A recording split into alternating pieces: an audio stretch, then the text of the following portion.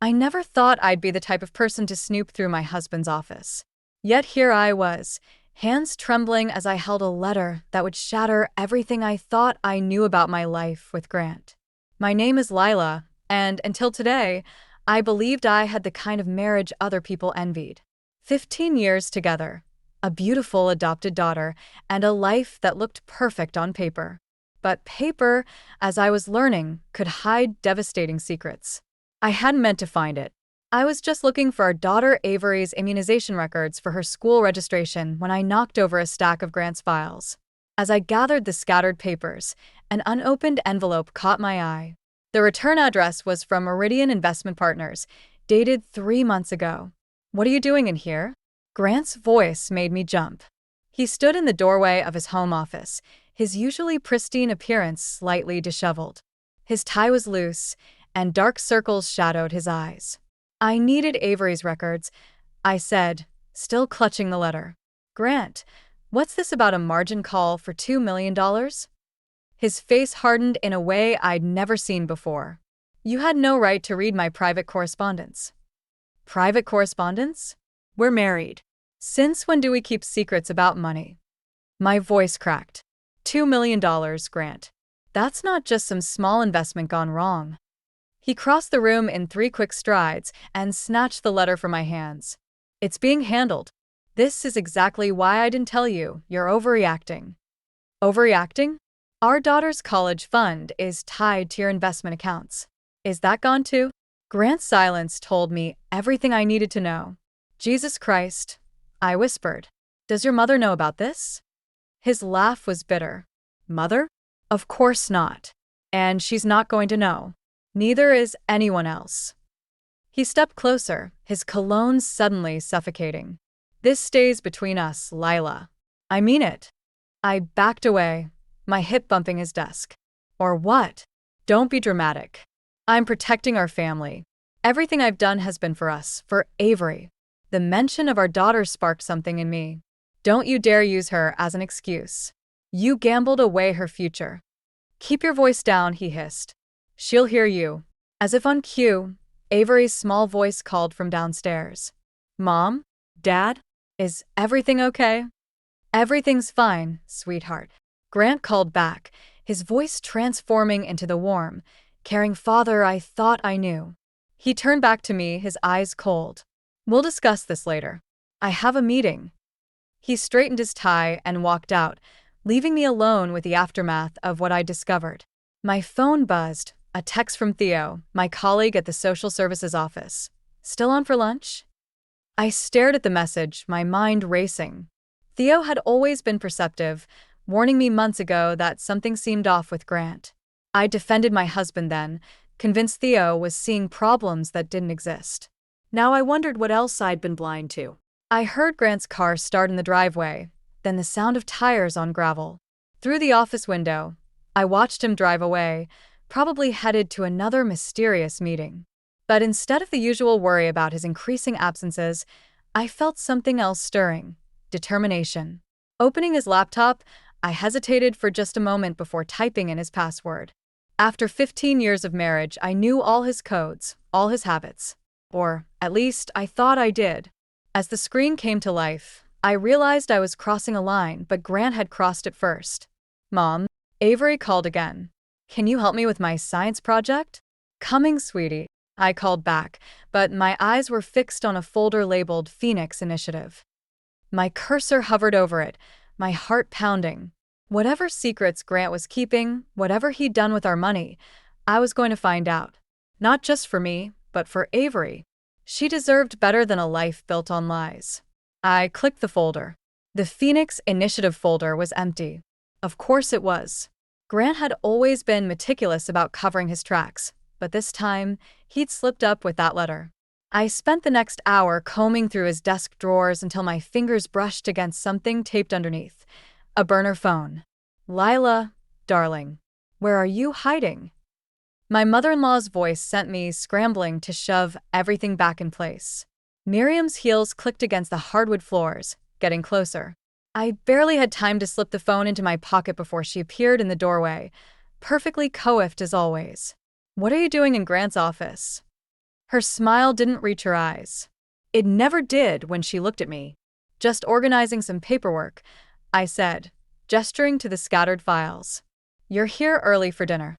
Oh, Grant called. He said you were upset about something, so I thought I'd come help smooth things over.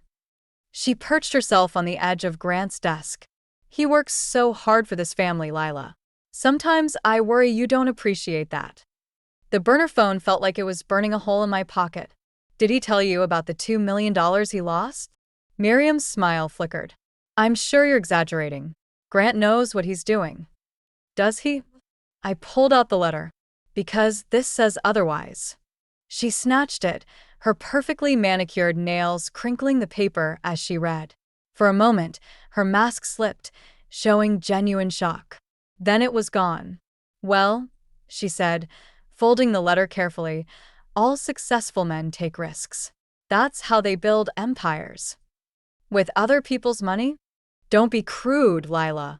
This is exactly why Grant doesn't discuss business with you. You're too emotional.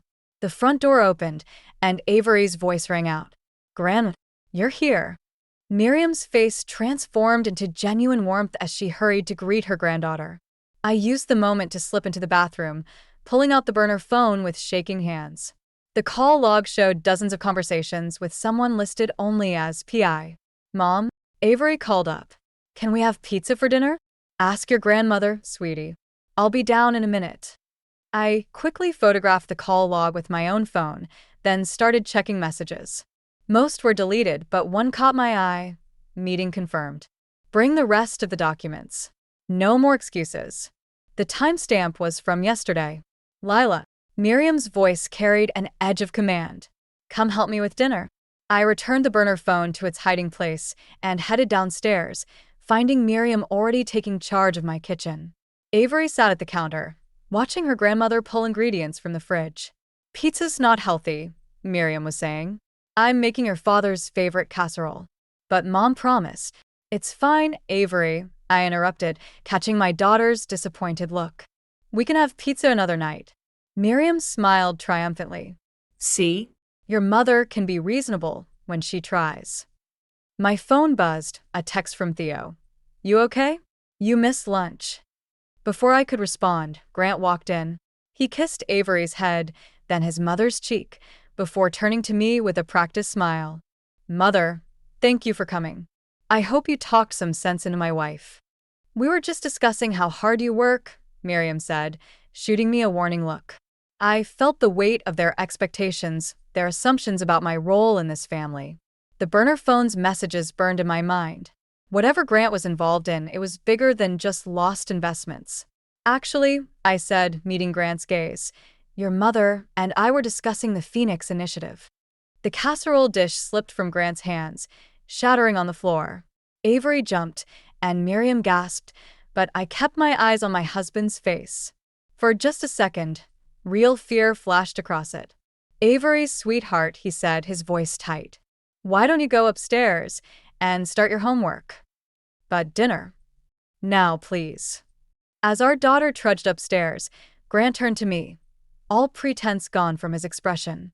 Where did you hear that name? I smiled, channeling Miriam's perfect mask. Maybe we should discuss this after dinner. As a family. The game was changing, and for once, I had the upper hand. I just hoped I was ready for whatever came next. I followed Grant's silver Mercedes through downtown, keeping 3 cars between us. After that tense dinner 2 nights ago, he'd grown more secretive, but also sloppier. He hadn't noticed me watching him punch in the code for a new burner phone, or realized I'd installed a tracking app on his regular cell for emergencies. The Mercedes pulled into the parking lot of the St. Regis Hotel. Of course, somewhere expensive and discreet. I parked across the street, watching Grant check his reflection in the lobby's glass doors before heading inside. My phone buzzed. Theo, you sure about this? I can call in an anonymous tip instead. I texted back, I need to see for myself. The hotel's air conditioning hit me like a wall as I entered. Grant's voice drifted from the bar, that familiar laugh he used when charming clients. I slipped into a booth, hidden behind a large potted plant, and finally saw who he was meeting. She was younger than me, maybe early 20s, with perfectly styled dark hair and an expensive suit. But it was her expression that caught my attention, not flirtatious, but worried. She kept glancing around nervously. "The investors are getting impatient, Grant," she said, her voice barely carrying to my hiding spot. "They want their money back." "Patricia, relax. The Phoenix Initiative is still viable. We just need more time." "Time?" She laughed bitterly. "The SEC is asking questions. If they trace those transfers." "They won't." Grant reached for her hand, but she pulled away. "Trust me, I've handled everything." "Like you handled the margin call?" Patricia stood up, gathering her papers. "I'm not going down for this. You have until Friday to make it right." She hurried past my booth without noticing me, leaving Grant alone with his whiskey. I waited, watching him make 3 separate phone calls, his movements becoming increasingly agitated. Finally, he headed for the elevator. I should have left then. Should have gone home to Avery, who was probably wondering why both her parents were working late again. Instead, I followed him. The elevator stopped on the 7th floor. I waited 30 seconds before following, my heart pounding as I crept down the hallway. Voices leaked from room 714, Grant's and another woman's, but not Patricia's. "It's all falling apart," Grant was saying. "I need more time." "Time isn't the problem, darling." The voice was familiar. Too familiar. "Money is. And I know just how to get it." I pressed closer to the door, my blood running cold as I recognized Miriam's voice. "Mother, no. The house is in both our names. Lila would have to sign off. Then make her sign. You've managed her this long, haven't you? Unless." Miriam paused. "Has she found something?" "She mentioned Phoenix Initiative at dinner." "I don't know how." "Then we have no choice. I'll make the calls tonight. By morning, every cent in your joint accounts will be gone. We'll tell her it was hackers or market volatility. She's naive enough to believe it. And Avery's college fund? Collateral damage. Really, Grant, you're too sentimental. That child isn't even your real." I must have made a sound, because the voices suddenly stopped. Footsteps approached the door. I ran, not caring about the noise, making it to the stairwell just as the door opened. I took the stairs 2 at a time, my mind racing faster than my feet. They were planning to steal everything. Not just my money, but Avery's future. And Miriam's comment about Avery not being real, as if adoption made our daughter somehow less worthy of protection. In the parking lot, I sat in my car, hands shaking as I pulled out my phone. The recording app was still running, having caught every word. I had evidence now, not just suspicions. But evidence of what? How deep did this Phoenix Initiative go? My phone buzzed with a text from Grant. "Working late. Don't wait up." Another text followed, this one from an unknown number. "Back off, or your daughter loses everything." P.I. They were threatening Avery now. Fine. If they wanted to play hardball, I could play too. I started my car, but instead of heading home, I drove toward the one person I knew could help me understand what I'd stumbled into. Theo had connections in the SEC. It was time to use them. Theo's apartment was exactly what you'd expect from a career social worker, cramped, cluttered, and filled with case files. He listened without interrupting as I played the hotel recording, his expression growing darker with each word. "This isn't just fraud anymore," he said, pulling out his laptop. "The Phoenix Initiative, I've heard whispers about it at the SEC. They think it's connected to something bigger. Bigger than stealing $2 million? Try 20 million. He turned the screen toward me. "Your husband's company isn't just losing money, they're laundering it. And that woman, Patricia? She was found dead in her apartment an hour ago." The room seemed to tilt. What? Apparent suicide, but Theo's phone buzzed. He checked it, then cursed. "Your accounts, check them now." My banking app showed all zeros. Every account, emptied. Even Avery's college fund, just like they'd planned. My hands started shaking. "I have to get home." "Avery is at your neighbor's house, remember? Tuesday night dance class." Theo grabbed his keys. "I'm coming with you." "No, I need you to make those SEC calls." Find out what else Grant's involved in. I stood up, steadying myself. I can handle my husband. Lila. Theo caught my arm. Grant isn't just your husband anymore. He's a suspect in a federal investigation. And now possibly murder. My phone lit up with Grant's face. I answered on speaker. Where are you? His voice was too calm. Mother's trying to reach you. I'm handling a work emergency. Is everything okay? Oh, everything's fine. Except someone accessed my private files today. You wouldn't know anything about that, would you? I met Theo's eyes. No, why would I? Interesting. Because Avery mentioned seeing you follow my car earlier. My blood ran cold. Is she okay? She's fine. Mother picked her up early from dance. We're all having a lovely dinner. You should join us. The threat was clear. Come home, or you won't see your daughter. I'll be there in 20 minutes. Perfect. Oh, and Lila? Leave your phone here. Family dinner should be private, don't you think? The line went dead. You can't go, Theo said. Let me call and back up. They have my daughter. I pulled out my phone, quickly forwarding the recording and account screenshots to his email. If I don't show up alone, they'll disappear with her. You know they will. Then, what's your plan? I open my purse, showing him Grant's burner phone. They think they're the only ones who can play dirty. Time to prove them wrong. Theo grabbed a business card from his desk. My friend at the SEC. Call her the moment you're safe. The drive home felt surreal. Our house glowed with warm light, looking like the perfect family home we'd pretended to be. Through the dining room window, I could see them. Grant at the head of the table, Miriam beside him, and Avery, my beautiful daughter, pushing food around her plate. My phone buzzed one last time, an email notification. Theo had found something about Phoenix Initiative. I forwarded it without reading it, then deleted everything. Whatever happened next, I needed evidence somewhere safe. Taking a deep breath, I walked to my front door. Before I could reach for my keys, it swung open. Grant stood there, smiling that perfect smile that used to make me feel safe. Welcome home, darling. Mother made your favorite lasagna. Did she? I stepped inside, my heart racing as the door closed behind me. That's so thoughtful. Isn't it? His hand gripped my arm, steering me toward the dining room. Family should always come first. Don't you agree? I caught Avery's eye as we entered. She looked scared, but trying to hide it, just like her mother. Absolutely, I said, taking my seat. Family is everything. Miriam raised her wine glass. To family. I raised mine too, watching the red liquid catch the light. Somewhere in the city, Theo was making calls. Evidence was building. All I had to do was keep my family safe for one more night. To family, I echoed and took a sip. The manila envelope sat heavy in my lap as I waited in Grant's office parking lot. Inside were divorce papers, custody agreements, and printouts of every damning email Theo's SEC contact had sent me.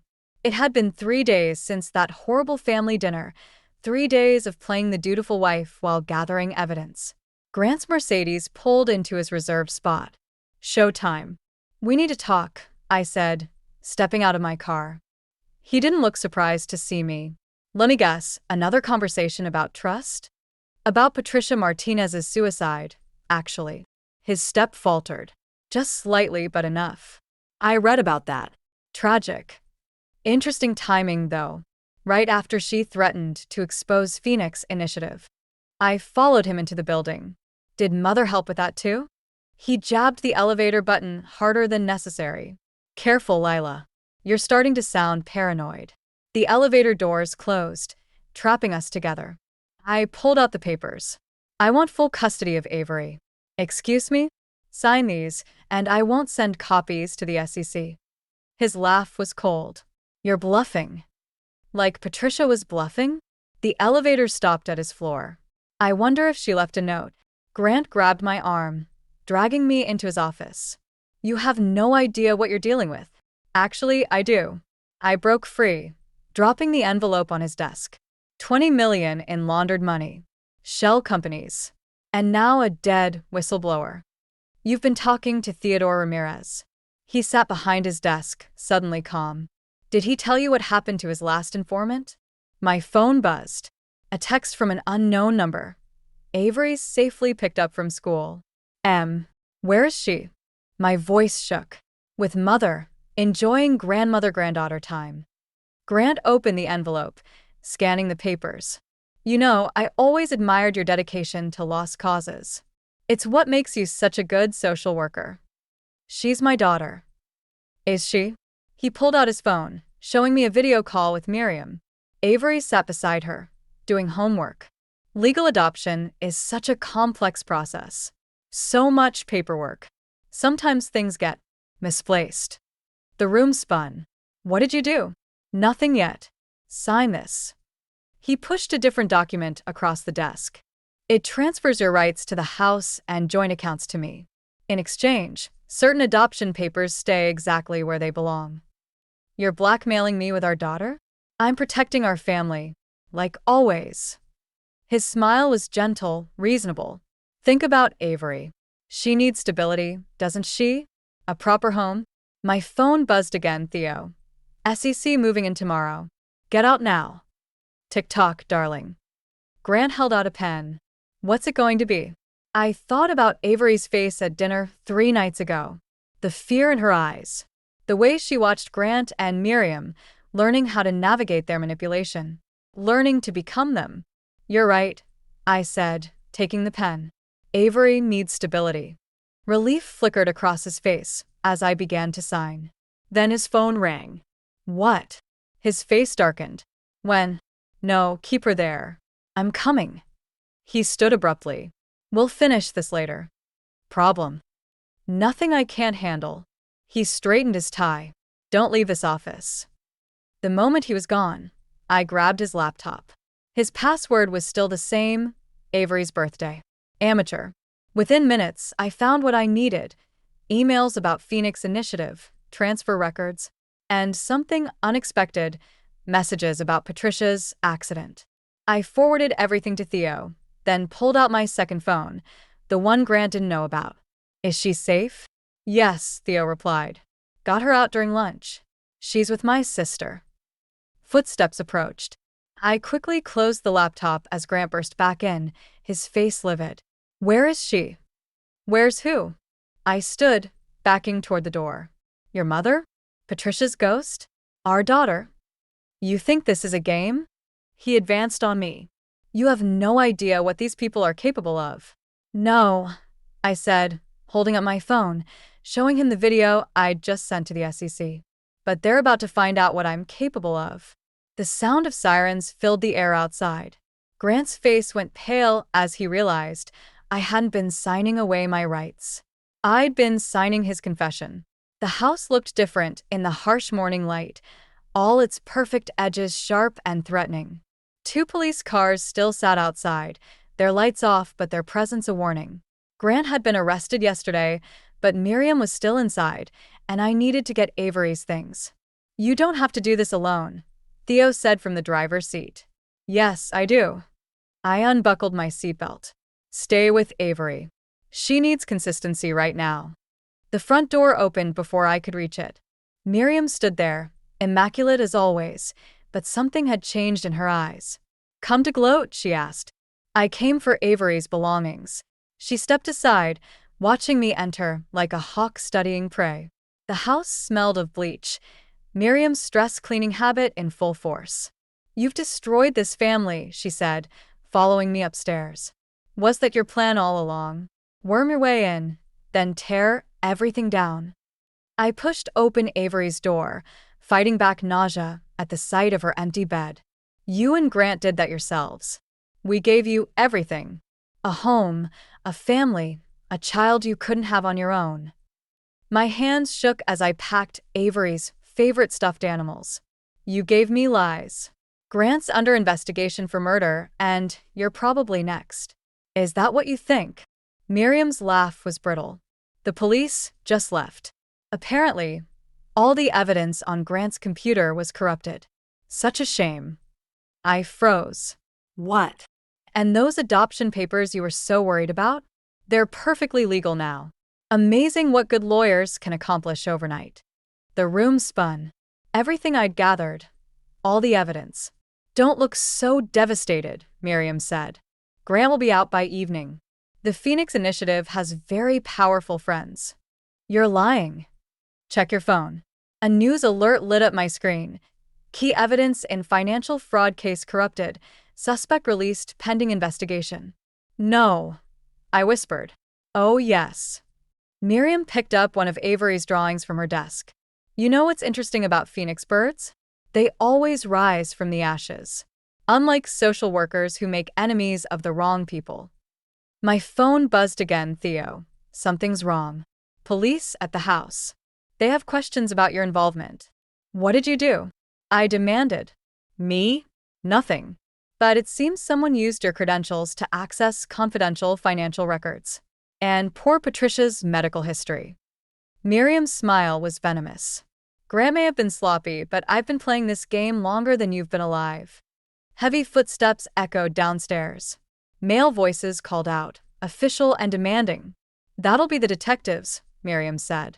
They have some concerns about your relationship with Theodore Ramirez. All those late-night meetings, secret phone calls. What would child services say about such unstable behavior from an adoptive mother? The room closed in around me. Everything I'd done to protect Avery was being twisted, used against me. You can't. I can do anything I want. Miriam stepped closer. But I'm giving you a choice. Leave now. Walk away from Avery, from all of this. Start fresh somewhere far away. Or stay and fight. Watch them tear apart your life, your career, your reputation. Watch Avery learn what it means to have a mother who chose revenge over family. The footsteps reached the top of the stairs. Tick-tock, Miriam whispered. What's it going to be? I looked at Avery's room, her books, her toys, the life we'd built. Then at the window, with its convenient trellis leading down to the garden. The same one I'd caught Grant using during his late-night meetings. You're right about one thing, I said, moving toward the window. A phoenix does rise from the ashes. Running away then? How disappointing. I turned back, meeting her triumphant gaze. No. I'm going to burn everything down first. The door burst open as I swung out onto the trellis. Let them chase me. Let them think they'd won. Because Miriam had forgotten something crucial about phoenix birds. When they rise from the ashes, they bring the fire with them. The motel room's flickering light made the documents spread across the bed look like evidence from a crime scene. In a way, they were. 3 days of hiding, calling in favors, and piecing together what Miriam thought she destroyed had led to this moment. My burner phone buzzed. It's done, Theo texted. FBI has the files. You sure about this? Before I could respond, someone knocked. Through the peephole, I saw Miriam, alone and looking less polished than usual. I know you're in there, she called. We need to talk. I opened the door, but blocked the entrance. How did you find me? Please. You used your old student ID to check in. Amateur move. She held up her hands. I'm alone. Grant doesn't know I'm here. Why should I believe you? Because the FBI just raided our house. Again. This time with evidence that wasn't conveniently corrupted. Her voice cracked. What did you do? I let her in, watching her take in the wall of evidence I'd constructed, photos, bank statements, and most importantly, Patricia's real suicide note. You were sloppy too, I said. Keeping trophies of your victories? Those files in your personal safe told quite a story. You broke into my house? No. Your housekeeper did. Amazing what people will share when they discover their pension was part of the money you stole. Miriam sank into the room's single chair.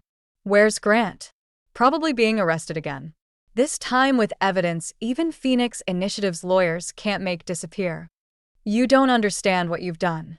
She looked older, suddenly vulnerable. These people, they'll come after all of us now. Even Avery. No, they won't.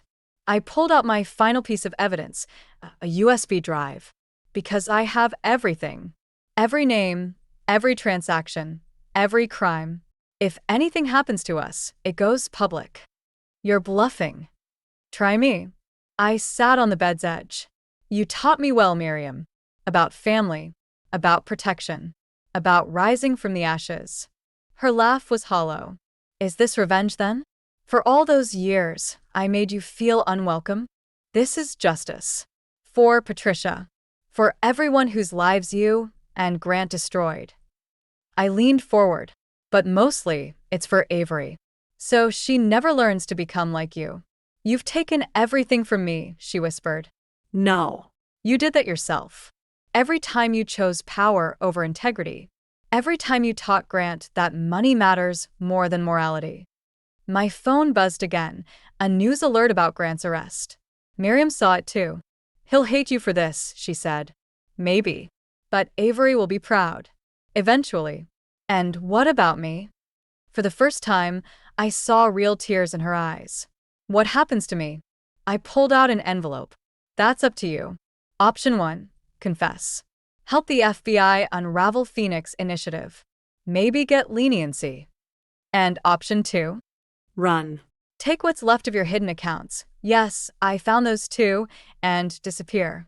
Never contact us again. She stood slowly, straightening her jacket out of habit. You really think it's that simple? No. But I think it's necessary. I moved to the door.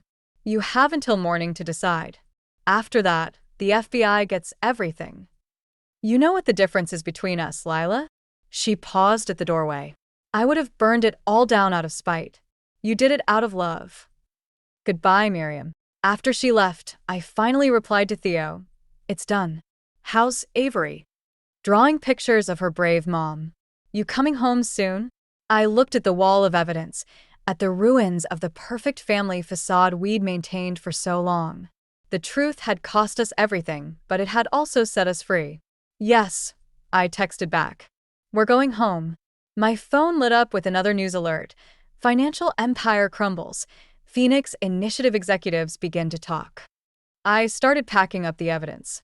Let them talk. Let them point fingers and make deals. We were already rising from these ashes, stronger than before. This time, without the lies. 6 months later, I stood in our new apartment's living room, watching Avery arrange her art supplies on her dedicated desk. The space was smaller than our old house, but somehow it felt bigger, maybe because it wasn't filled with lies. Mom, look. Avery held up her latest drawing. It's us at the park. I crossed the room to examine her work. The stick figures were smiling, holding hands beneath a yellow sun. No mansions, no perfect facades, just joy captured in crayon strokes. The doorbell rang. Theo stood outside with a newspaper. Thought you might want to see this. The headline read, Phoenix Initiative Masterminds Plead Guilty. Below was a photo of Grant being led into court, Miriam notably absent from his side. Have you heard from her? Theo asked quietly. I shook my head. After our motel confrontation, Miriam had chosen option 2, disappearance.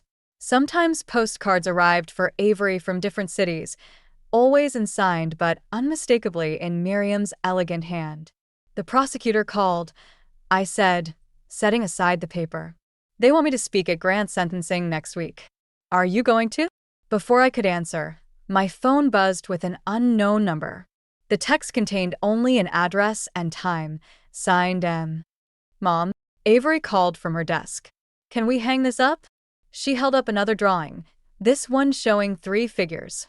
The smallest wore a crown of stars, while the other 2 stood apart, their stick figure hands reaching toward each other, but not quite touching. Of course, sweetie. I took the drawing, recognizing what she'd captured. Is this about the visit tomorrow? Avery nodded. Tomorrow would be her first supervised visit with Grant since his arrest. She'd insisted on it, showing a wisdom beyond her years about forgiveness and consequences. You don't have to go, I reminded her. I know. She picked up a fresh sheet of paper. But he's still my dad, even if he made bad choices. I hung her drawing next to others on our gallery wall, a collection of moments captured through a child's eyes. Our new home. The day we adopted a rescue cat. Theo teaching her to make tamales. The sentencing hearing. I said to Theo, I'm not going. You sure? After everything he did. Exactly. He did it. And now he's facing the consequences. I gestured to our apartment, to Avery's art corner, to the life we'd built from the ashes of the old one. We don't need to watch him burn. My phone buzzed again, another text from Miriam's number. I'm proud of you both. I deleted it without responding. Some phoenixes rise alone. That evening, after Avery was asleep, I sat at her art desk and picked up a pencil. I hadn't drawn since college, since before I'd met Grant and gotten caught up in his perfect life illusion. The shapes came slowly at first, then faster as muscle memory returned. I drew our old house, but not as it had been. Instead, I drew it consumed by flames, with two figures walking away, not in defeat, but in triumph. Behind them, a new sun rose, its rays touching everything with gold. Theo had asked me once if I regretted not taking revenge when I had the chance. If letting justice take its course instead of burning everything down had felt like surrender. Looking at my drawing, at the home we'd built, at the daughter who was learning that strength comes in many forms, I knew the answer. Sometimes the greatest revenge isn't in destroying what hurt you, but in building something beautiful from its ruins. I added one final touch to the drawing, a small phoenix rising above the flames, its wings spread wide and free. Tomorrow, Avery would face her father. Next week, Miriam might step out of the shadows. Next month, who knew what challenges we'd face? But we'd face them together, on our terms, in our truth. And that was the most perfect life of all.